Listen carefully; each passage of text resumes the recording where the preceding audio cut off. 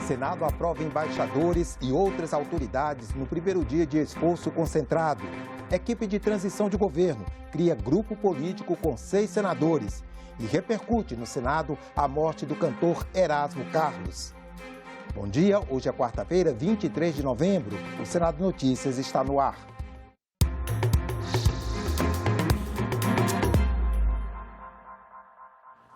As atividades de hoje nas comissões do Senado começam daqui a pouco. Vamos conferir a agenda aqui no telão. A primeira reunião está marcada para as 8h30. A Comissão de Meio Ambiente tem 5 itens na pauta, incluindo o projeto que modifica a Política Nacional de Recursos Hídricos. Às 9h, deve começar uma audiência pública da Subcomissão Temporária de Assuntos Sociais das Pessoas com Deficiência. Senadores e convidados vão debater avaliação, diagnóstico e atendimento às pessoas com espectro autista. A Comissão de Ciência e Tecnologia também vai fazer uma audiência pública a partir das 10h, para debater a criação da Política Nacional de Educação Digital. Também às 10h, a Comissão de Relações Exteriores deve começar a votar indicações para embaixadas. No mesmo horário, a Comissão Mista Permanente sobre Migrações Internacionais e Refugiados vai debater o futuro da Operação Acolhida. E às 11h, a Comissão de Infraestrutura vota indicações de autoridades. Os senadores vão se reunir no plenário às 4h para votar autoridades aprovadas nas comissões e outras proposições que forem incluídas na pauta. Ontem, primeiro dia de votações na semana de esforço concentrado, o plenário do Senado aprovou 12 nomes para ocuparem cargos no Superior Tribunal de Justiça, em embaixadas e outras representações internacionais.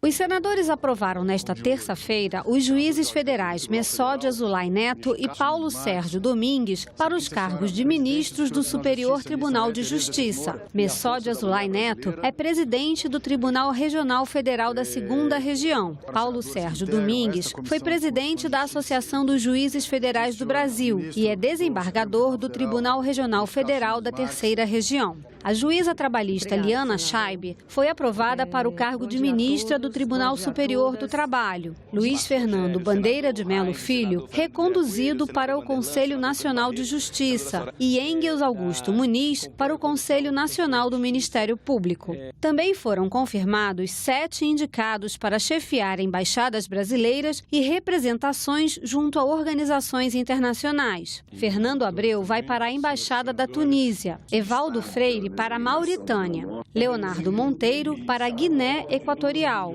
Rubem Amaral para o Sudão, Márcio Nascimento para a Jordânia. Carla Barroso será representante do Brasil na FAO, Organização das Nações Unidas para a Alimentação e a Agricultura. E Paula de Souza será representante do Brasil na Unesco, Organização das Nações Unidas para a Educação, a Ciência e a Cultura.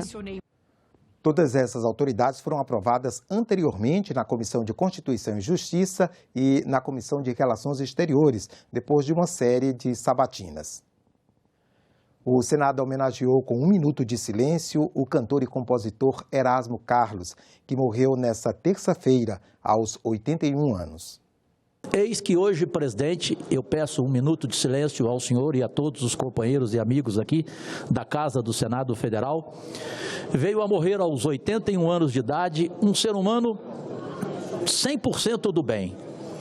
Um amigo, como ele escreveu a canção para Roberto Carlos. Eu falo de Erasmo Carlos. A presidência defere os votos de pesar proferidos pelo senador Jorge Cajurus, encaminha a publicação na forma regimental quanto ao falecimento de Gal Costa, Rolando Boldrin, Isabel do Vôlei e hoje, lamentavelmente, de Erasmo Carlos. Em homenagem a todas essas personalidades nacionais, eu peço a todos os presentes 1 minuto de silêncio. Zeneide Maia disse que as suas músicas serão seu legado para as próximas gerações. Humberto Costa escreveu que as suas canções embalaram muitas gerações, inclusive a minha.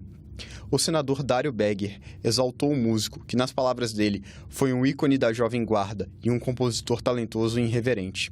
Já a senadora Mara Gabrilli comentou que a morte do músico foi uma enorme perda para o Brasil.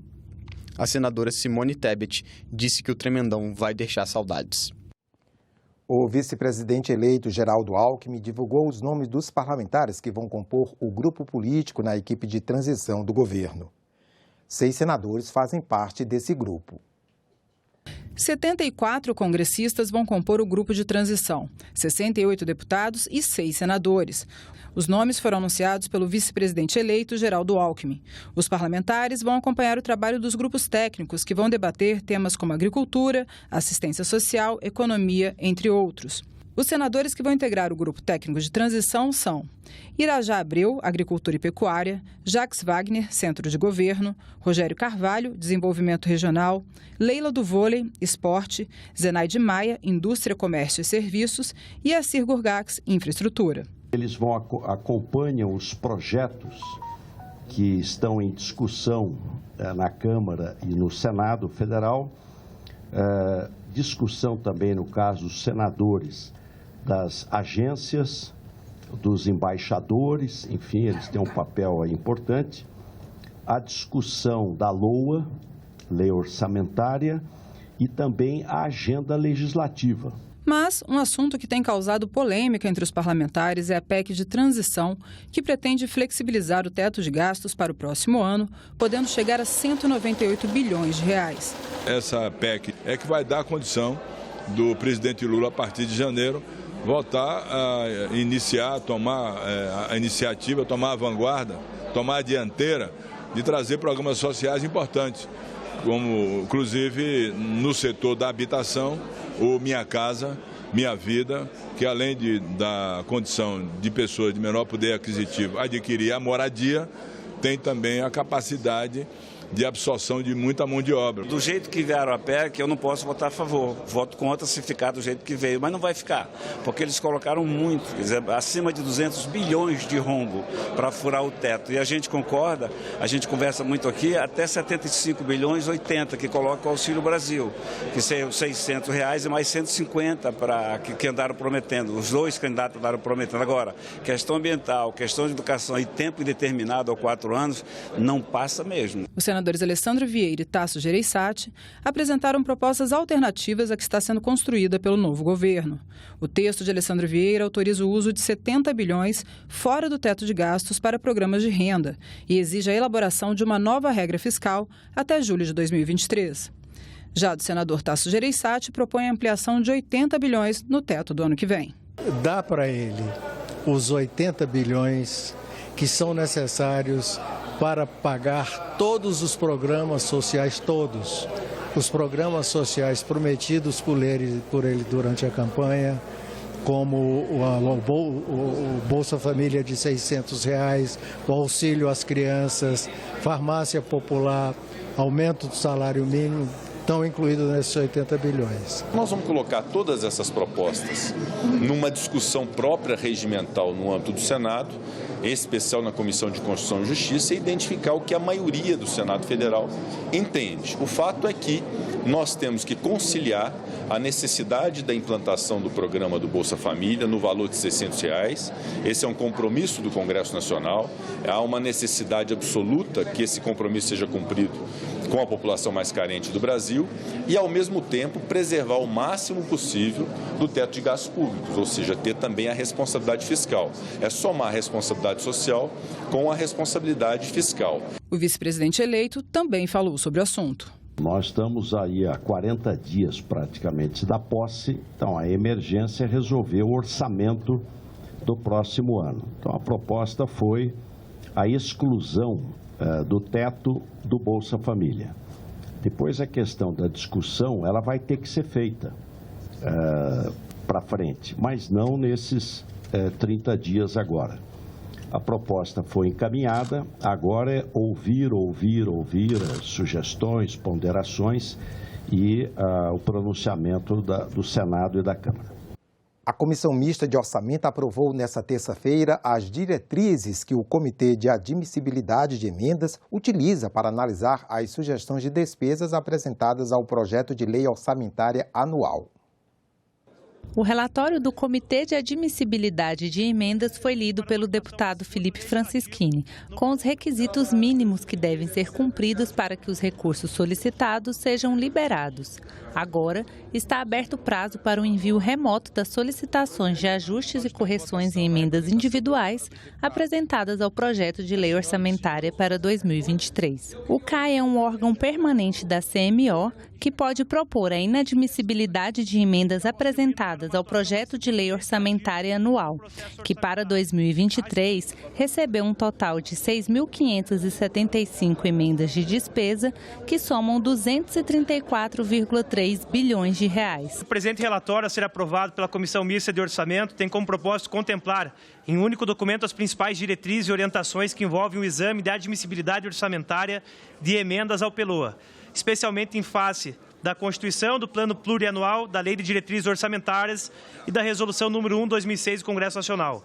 Visa igualmente preencher lacunas e solucionar eventuais antinomias no sistema de planejamento e orçamento, contribuindo para uma atuação mais segura do Legislativo no processo orçamentário. Além do relatório do CAI, a CMO aprovou 4 projetos de lei que abrem crédito para órgãos públicos. Para o Ministério da Economia, foi aprovado cerca de R$ 827 mil. Para a Justiça Federal e Justiça do Trabalho, 58 milhões de reais. Também para as Justiças Federal e do Trabalho, Defensoria Pública da União e Conselho Nacional do Ministério Público, foi aprovado um projeto de crédito suplementar de mais de 28 milhões de reais. E para o Ministério Público da União, 279 milhões de reais. A Comissão de Educação promoveu um novo debate sobre o projeto de lei que autoriza o ensino domiciliar. O texto altera a Lei de Diretrizes e Bases da Educação Nacional e o Estatuto da Criança e do Adolescente. Os participantes da audiência pública divergiram sobre o direito das famílias de instruírem os próprios filhos. Foi a terceira audiência pública na Comissão de Educação sobre a possibilidade da oferta domiciliar da educação básica, prevista em um projeto de lei que está tramitando no Senado. Desta vez, a ênfase foi no impacto da prática sobre a rede privada de ensino. O texto traz uma série de condicionantes. Como, por exemplo, a matrícula numa escola. Tem que haver a matrícula, seja escola pública ou confessional. Essa escola tem que analisar o projeto político-pedagógico, tem que fazer a avaliação, a prova, a orientação, se for necessário. Quer dizer, não vai deixar de haver o vínculo entre, se o caso, o projeto também venha a vigorar, entre a educação domiciliar e a escola. Então, nesse sentido que nós estamos vendo o impacto. Esta debatedora defendeu a regulamentação do homeschooling, argumentando que se trata de um direito das famílias. Isso não, de maneira nenhuma, imputa nenhum fracasso, nenhum problema, não imputa nenhuma... não tira nenhuma vantagem da escola pública ou da instituição privada. Pelo contrário, nesse próprio projeto de lei, as instituições privadas elas vão aparecer como parceiras da família que quer desenvolver um outro projeto de educação. Em um sistema de educação que não é o tradicional, mas é inovador. Também houve uma discussão em relação a um problema que pode surgir da falta de interação entre alunos e professores. Como que essa pessoa depois ela vai ser inserida na sociedade, vivendo 12, 13 anos somente com a sua família e naquele meio, que ela vai ser criada. A escola, ela é sim um seio importante de proteção e garantia para a criança, de aprendizado, mas também de convivência, de como você conviver em sociedade. E esse estudo a domicílio, gente, é temerário. Não tem como negar isso. Porque tira o direito da criança à socialização. O ensino domiciliar, como vocês podem ver na apresentação, ele é aprovado em mais de 60 países no mundo inteiro. A maioria deles, países desenvolvidos. Enquanto nós aqui, em países em desenvolvimento, continuamos patinando nesse assunto. E bem, Nestes 60 países, em absolutamente nenhum deles houve prejuízo às instituições privadas de ensino. No ano passado, a Universidade de Harvard, mundialmente conhecida, concluiu que os estudantes domiciliares acabam mais felizes, bem ajustados e engajados socialmente do que seus pares escolarizados. E veja que isso esmoroa completamente a tese do problema de socialização. Prolongamento do seguro-desemprego para vítimas de epidemia e projeto que moderniza a lei que prevê o uso de animais como cobaias em experimentos científicos. Assuntos que movimentaram outras comissões do Senado nesta terça-feira. Na Comissão de Assuntos Econômicos, os senadores aprovaram um projeto que limita o uso de cobaias em testes de produtos cosméticos. Segundo o texto, animais não poderão ser usados em testes laboratoriais que visem à produção e ao desenvolvimento de produtos cosméticos e de higiene pessoal e perfumes, quando os ingredientes tenham efeitos conhecidos e sabidamente seguros ao uso humano, ou quando se tratar de produto cosmético acabado. A proposta prevê ainda que técnicas alternativas mundialmente reconhecidas sejam aceitas pelas autoridades brasileiras em caráter prioritário. Reforçando a defesa aos animais e dizendo do belo trabalho feito pelo senador Alessandro, que conseguiu uma harmonia entre todos os envolvidos nessa questão. Com isso, ganha a sociedade brasileira pelo respeito que nós estamos demonstrando através dessa lei aos animais. E na Comissão de Assuntos Sociais foi aprovado o projeto em favor das vítimas do rompimento da barragem de Brumadinho, em Minas Gerais, em janeiro de 2019.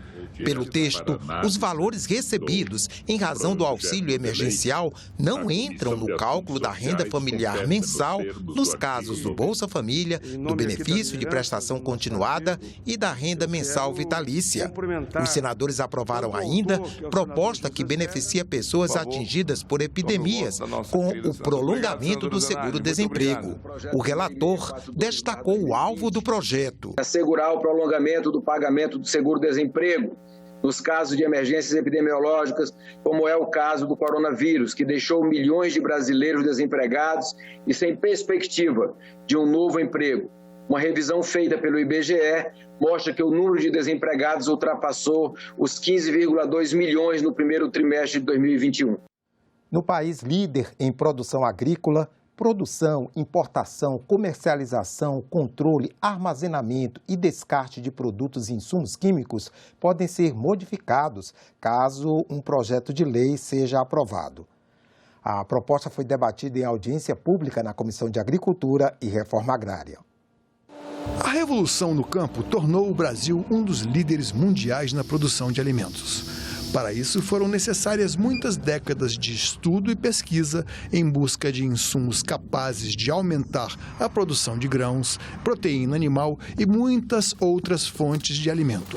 Mas a aplicação e o uso de fertilizantes, pesticidas e outros produtos deve ter um limite: a saúde humana e do meio ambiente. Com a aprovação mais ágil de defensivos mais modernos, as doses utilizadas no campo serão reduzidas e, por consequência, o custo da produção vai cair, assim como os possíveis impactos ambientais também serão menores. Em audiência pública, a Comissão de Agricultura e Reforma Agrária colocou em debate um substitutivo sobre o tema já aprovado na Câmara dos Deputados. O Ministério da Agricultura sempre, e principalmente na minha administração, sempre trabalhou muito alinhado com o Anvisa e Ibama para proteger a saúde da população, proteger a autonomia deles de tomar a decisão, mas o que a gente pede é governança para o processo.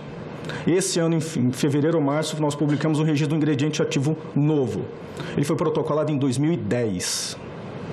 Significa que, para ele ser protocolado em 2010 no Brasil, ele teve que ser desenvolvido muito tempo antes. A gente está falando de uma molécula que uma indústria pensou em lançar no Brasil como inovação no final da década de 90, início dos anos 2000, protocolou em 2010, chegou no mercado brasileiro em 2022. Não é possível continuar aperfeiçoando a agricultura brasileira com produtos menos tóxicos e mais modernos nessa velocidade de reação. No centro da polêmica, a retirada do poder de controle e avaliação, hoje concentrado na Anvisa e nos órgãos do meio ambiente, para que essas funções passem a ser desempenhadas pelo Executivo via Ministério da Agricultura. Reforço a necessidade de autonomia da Agência Nacional de Vigilância Sanitária, da Anvisa, que isso, em nenhum momento a Anvisa quer abrir mão dessa autonomia, e isso, claro, deve caminhar com a organização de todo o processo, com a governança, também somos a favor disso, sim, mas entendemos que o órgão, nem a Anvisa, nem o órgão do meio ambiente podem perder sua autonomia já conquistada por essa legislação vigente. Quer dizer que para a gente liberar um medicamento comum precisa da Anvisa, mas para liberar agrotóxicos que têm efeitos na saúde humana a curto, médio e longo prazo, nós vamos tirar a Agência Nacional de Vigilância Sanitária e o meio ambiente. O projeto de lei agora aguarda pauta para votação terminativa na comissão. É hora de a gente avançar. Vamos dar sequência para que a gente possa votar essa matéria depois de 23 anos debatendo aqui no Senado e na Câmara dos Deputados. A metodologia das pesquisas eleitorais vai ser discutida em audiência pública no Senado. Esse foi um dos requerimentos aprovados pela Comissão de Transparência, Fiscalização e Controle nesta terça-feira. Cientistas políticos e representantes dos principais institutos de pesquisa do Brasil vão ser convidados para um debate no Senado sobre a metodologia usada nesses trabalhos. Essa audiência pública deve acontecer na primeira semana de dezembro e o autor do requerimento explica que foram muitos erros nas eleições deste ano. Os erros foram tão graves que vários institutos de nome tradicional nesse segmento indicaram a possibilidade de vitória de Luiz Inácio Lula da Silva no primeiro turno, entre eles o IPEC, a Exibop, o Datafolha, a Quest, o IPESP, o MDA, Atlas Intel e a FSB. Outro recorde infeliz, o IBOP fez 27 pesquisas para governador. Dessas, mesmo sendo feitas quase na véspera da eleição, 26 foram diferentes das urnas dos estados. É válido para o processo eleitoral, válido no sentido que é produtivo, que diariamente sejam revelados resultados de pesquisa, porque a gente sabe que elas influenciam diariamente o voto do eleitor dessa maneira. A Comissão de Transparência, Fiscalização e Controle também aprovou a realização de uma audiência pública para discutir a fiscalização de inserções na propaganda eleitoral. Essa audiência está marcada para quarta-feira, dia 30. Um amplo debate que tem inquietado a sociedade brasileira, onde nós vamos ter a presença de ministros de Estado, teremos a presença de personalidades importantes que estão sendo censuradas hoje no Brasil, pelo TSE, para que a gente possa dialogar sobre democracia e liberdade. Não precisa ir a Nova York para fazer isso. Outro requerimento de Eduardo Girão, aprovado nesta terça-feira, prevê que o Supremo Tribunal Federal preste esclarecimentos sobre viagens de ministros daquela corte a Nova York para participar da primeira edição da Lead Brazil Conference, em novembro. E foi aprovado ainda um requerimento do senador Isalci Lucas para incluir a gerente do Grupo de Trabalho de Relações Laborais e Sindicais da Brascom, Vanessa Cardone, na audiência pública que vai discutir o projeto sobre normas protetivas para trabalhadores de aplicativos. O Senado fez uma sessão especial para celebrar o Dia Internacional do Empresário Júnior. As empresas juniores são organizações sem fins lucrativos que atuam dentro das universidades, geridas pelos próprios alunos. Elas executam projetos orientados por professores da área. O Senado realizou uma sessão especial para celebrar o Dia Internacional do Empresário Júnior. Hoje o Brasil tem 33 mil empresários júniores, integrando 1.500 empresas distribuídas em mais de 300 instituições de ensino de todo o país. Essas organizações faturam mais de 70 milhões de reais por ano, recursos reaplicados na própria atividade. Quero homenagear todos vocês com uma palavra de estímulo. Quem gera a riqueza é o empreendedor, não é o governo. O governo, às vezes, atrapalha. É com muita alegria que também relembramos o Brasil empreendedor que nós queremos todos os dias construir, sendo um Brasil mais ético, sendo o primeiro país e único no mundo com a lei própria, que fomentou desde 2016 saltarmos de 800 empresas juniores até o número que hoje temos. O Parlamento, além de cumprir suas atribuições legislativas, também deve ser espaço para iniciativas que estimulem projetos de desenvolvimento econômico e social do nosso país, além de incentivar ações que potencializem o espírito empreendedor e profissional dos nossos jovens. Ficamos por aqui. Você pode rever as reportagens desta edição na nossa página na internet senado.leg.br/TV. Obrigado pela companhia e continue sintonizado aqui na TV Senado.